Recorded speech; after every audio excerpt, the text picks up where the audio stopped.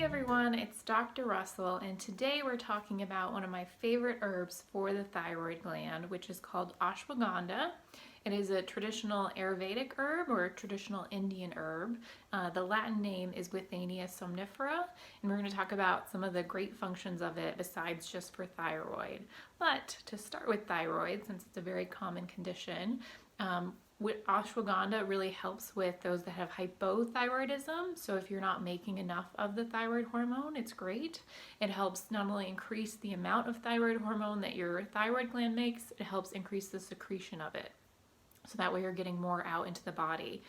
So it's fantastic, again, for anyone with hypothyroidism. The other thing to think about with ashwagandha is it is more of a warming herb, and those with hypothyroidism tend to be on the chilly side, so that's another great benefit.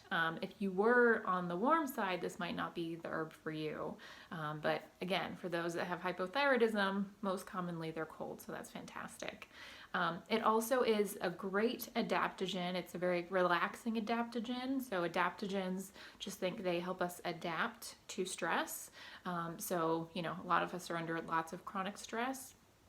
And it's more of a relaxing adaptogen. So, if you're stressed and get irritated and kind of agitated, this would be a great herb to help kind of calm things down so you feel more at ease and you're not feeling all wound up. So it helps tonify the nervous system and kind of restore it back to balance. The other thing that kind of goes hand in hand with stress is sleep.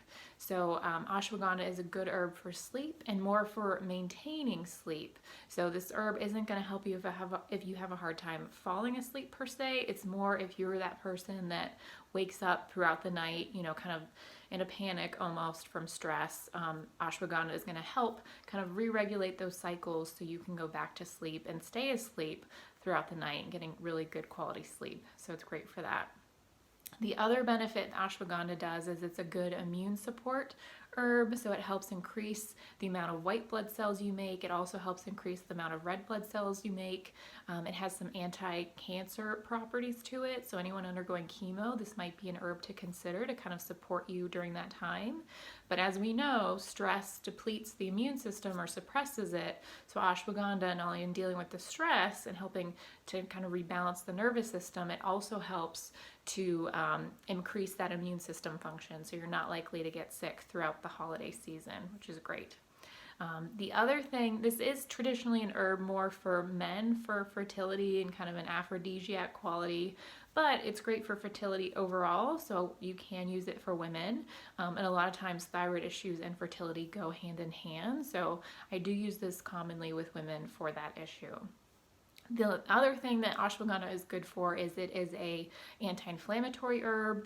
It helps with the joint pain, especially if there's degenerative changes to the joints. So it's really good anti-inflammatory overall for the system.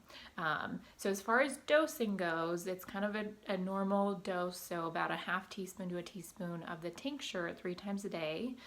If you don't like tinctures, you can do the powdered root, and anywhere from 3 to 6 grams a day is okay for that. Overall, it's a really safe herb. Sometimes people have, not commonly, but might get a little bit of loose stool from the tincture. Otherwise, it's very safe to use. We use it a lot for women after childbirth because your thyroid gets kind of wonky after childbirth, so it helps kind of bring those cycles back down to normal. So that's ashwagandha. You can see why I really like it for thyroid. A lot of times stress and thyroid go hand in hand, and obviously stress and sleep. So it's fantastic to kind of help support all that. So hopefully that was helpful.